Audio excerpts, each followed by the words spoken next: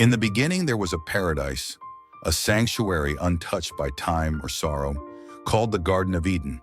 It was a place of unimaginable beauty, where rivers flowed with crystal-clear waters and trees bore fruits of every kind, ripe and abundant.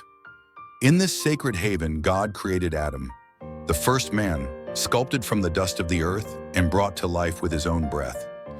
Adam roamed the garden, marveling at its wonders, naming the animals, and tending to the land as God had commanded.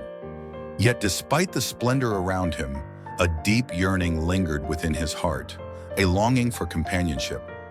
Seeing Adam's solitude, God caused him to fall into a deep sleep.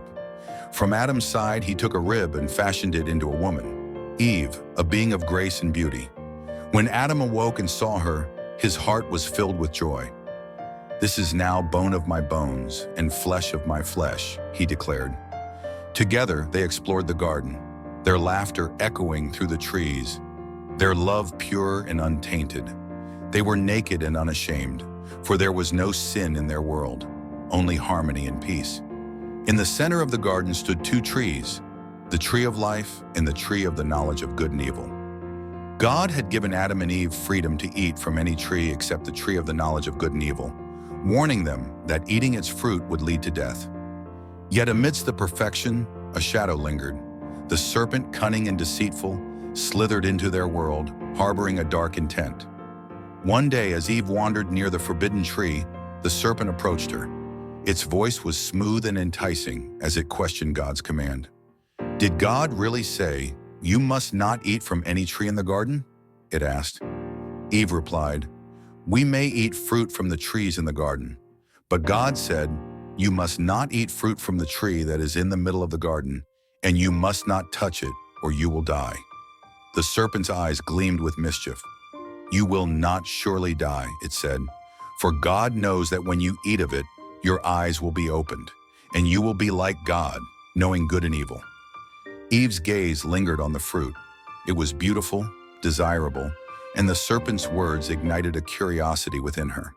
She reached out, plucked the fruit, and took a bite. The taste was sweet, yet a strange unease crept over her. She brought the fruit to Adam, who, though hesitant, shared in her choice and ate. In that moment, their eyes were opened, and innocence was lost. They saw their nakedness and felt shame, hastily sewing fig leaves together to cover themselves. As the cool of the evening settled over the garden, they heard the sound of God walking among the trees. Fear gripped them, and they hid. "Where are you?" God called. Adam stepped forward, his voice trembling. "I heard you in the garden, and I was afraid because I was naked, so I hid."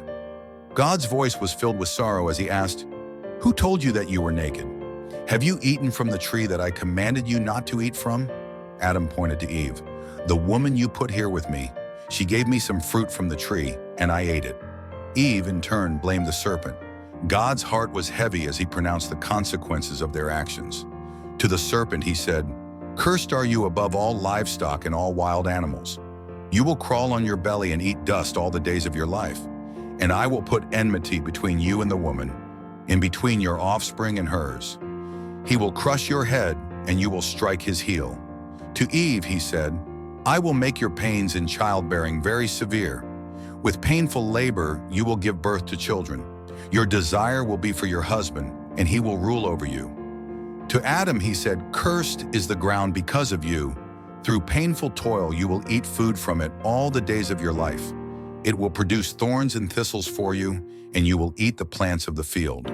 By the sweat of your brow, you will eat your food until you return to the ground, since from it you were taken. For dust you are, and to dust you will return." God's judgment was just, yet his love for his creation endured.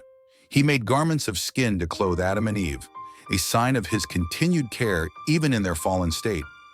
Then with a heavy heart, he banished them from the Garden of Eden to prevent them from eating from the tree of life and living forever in their brokenness.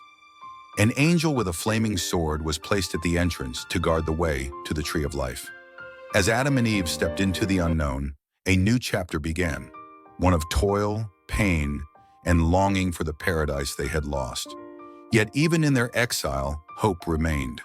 For in God's words to the serpent lay a promise. One day, a descendant of Eve would crush the serpent's head, bringing redemption and restoring what had been broken. Thus, the story of Adam and Eve is not just one of loss, but also of hope. A reminder that even in our darkest moments, God's love and plan for redemption shine through. If you enjoyed this story and want to hear more, please consider supporting this channel by liking, commenting, and subscribing. Your engagement helps us grow and share more inspiring content. Additionally, if you'd like to support us further, you can do so through the Buy Me a Coffee link in the description below. Thank you for your support, and may you continue to be blessed on your journey of faith.